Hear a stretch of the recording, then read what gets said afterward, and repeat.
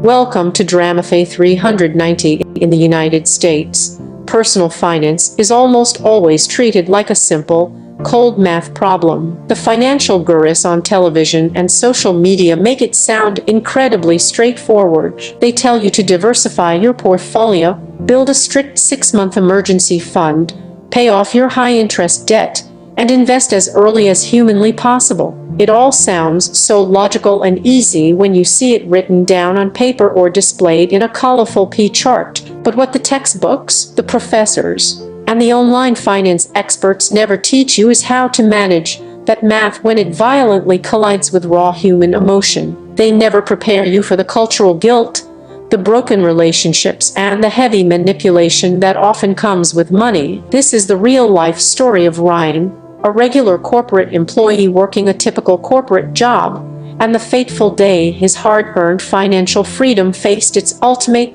agonizing test. To understand the weight of Ryan's choice, you first have to understand what it took for him to get to where he was. For 2 long, exhausting years, Ryan lived a life of extreme, almost robotic discipline. While his company workers were buying brand new cars with heavy monthly loans, going on expensive tropical vacations every summer, and ordering fancy takeout food every single night, Ryan was tracking every single penny that entered and left his bank account. He willfully skipped weekend parties, stayed in a tiny, cramped apartment with drafty windows, and worked late-night freelance gigs long after his official 9-to-5 corporate shift had ended. His friends thought he was being cheap, and his colleagues joked that he didn't know how to live life. But Ryan didn't care about the jokes or the social isolation, because Ryan had a massive dream. He wanted desperately to break free from the soul-crushing 9-to-5 grind. He didn't want to spend his entire youth building someone else's company. His specific goal was to save exactly $25,000. This money wasn't meant to be spent on luxuries, a new car, or a down payment on a house. He intended to use it as the foundational seed money to launch his very own digital business venture. In the complex world of modern finance, this $25,000 wasn't just a random number on a digital screen. It was his ticket to ultimate personal freedom. It was the price of his independence. By the time December rolled around, the counter on his high-yield savings account finally hit that magic, long-awaited number, $25,000. He had actually done it. Against all the odds, and through sheer willpower, he had hit his target. The feeling of absolute security, the profound peace of mind, and the bright, independent future he had always wanted were finally within his physical reach. For the first time in his adult life, Ryan felt completely unstoppable. He felt like he had mastered the rules of the financial game. But as many working-class people eventually find out, real life does not care about your financial plan, and life has a brutal way of testing your boundaries when you least expect it. The exact week Ryan was actively preparing to wire his hard-earned capital to officially launch his business, a sudden, unexpected phone call completely shattered his peace of mind. It was his mother. Her voice sounded strange, tight, and anxious. She asked him to leave whatever he was doing and come home immediately for an urgent, mandatory family meeting. Ryan felt a knot tighten in his stomach. He drove over to his childhood home, wondering what could possibly be wrong. When Ryan walked through the front door, the atmosphere inside the living room was incredibly heavy. The blinds were drawn, and the room was dimly lit. Sitting on the old, worn-out family sofa was his Uncle Jamal. Jamal was a proud man, but right now, he looked completely defeated, sitting with his head buried deeply in his hands. Ryan's mother was sitting directly beside him, her eyes visibly red and swollen from hours of intense crying. Uncle Jamal slowly looked up, his eyes bloodshot, and his voice trembling with a mixture of shame and desperation. "Ryan, son, I am so sorry to bring this upon you, but we are in serious, catastrophic trouble. Your cousin's wedding is scheduled for next month, and the venue owners are demanding immediate, full payment by the end of this week, or they will cancel everything. On top of that, my main business just took a massive, unexpected financial hit from a bad supplier. If we don't pay the suppliers and cover the wedding expenses right now, our family's entire reputation in the community will be permanently ruined. We will be public laughingstocks. Ryan, we need $20,000 by this Friday. We have exhausted every loan option. We have nowhere else to go. You are quite literally our only hope. Ryan's heart instantly sank into his stomach. $20,000. That was not just a large sum of money.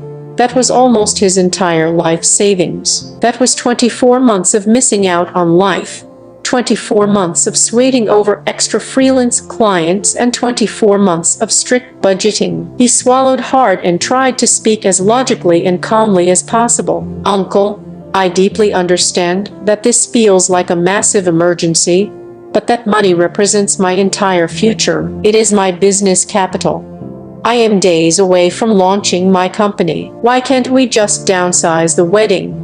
Why can't we hold a smaller ceremony at a local park or a smaller hall? Why should we take out $20,000 or risk everything for a single day of celebration that we clearly cannot afford? Before his uncle could even attempt to answer, Ryan's mother sharply intervened, her voice instantly filling with deep disappointment and anger. Ryan, how can you stand there and talk about business and logic at a terrible time like this? She is your first cousin, your own family. Your Uncle Jamal helped support us with rent and groceries when you were just a helpless child after your father passed away. Have you forgotten that money comes and goes, Ryan? But family is forever. You are young, you are smart, and you can always save more money later in life. But if you don't help your own blood right now, how will any of us ever face our community again? How will we ever hold our heads up? This is exactly where the real, agonizing drama begins. This situation highlights the hidden, unwritten tax of the middle class, the immense emotional obligation to fund other people's financial liabilities and poor life choices. Ryan found himself trapped in a classic, painful psychological prison. On one side, his financial literacy and education taught him a very strict, unbreakable rule.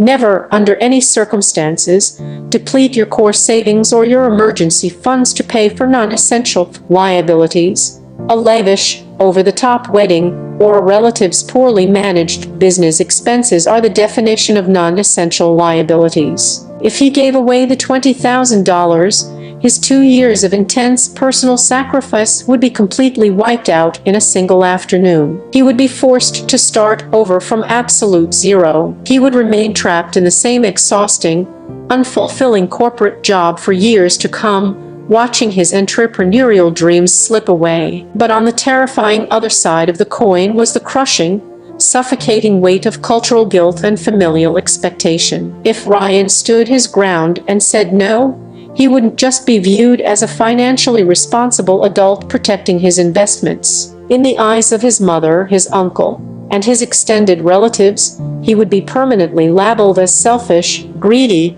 cold-hearted, and completely ungrateful. They wouldn't care to look at his detailed business plan or understand his long-term goals. They would only see a bad son who valued cold, digital numbers on a laptop screen more than his own flesh and blood.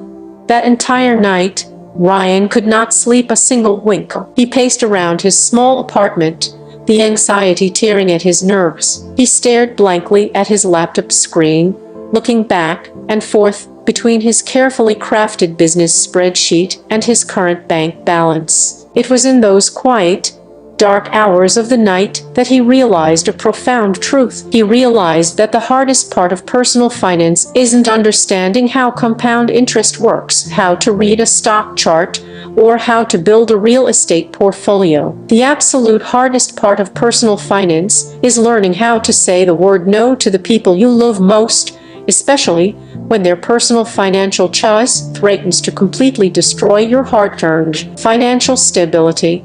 The pressure didn't stop at his home. The next morning, Ryan received text messages from other relatives who had been told about the situation. They weren't offering money themselves, but they were all pressuring Ryan to step up. His phone buzzed continuously with messages about family values, honor, and duty. It became clear to him that in his community, individual success was tolerated only if it could be used to bail out collective failure. If you managed your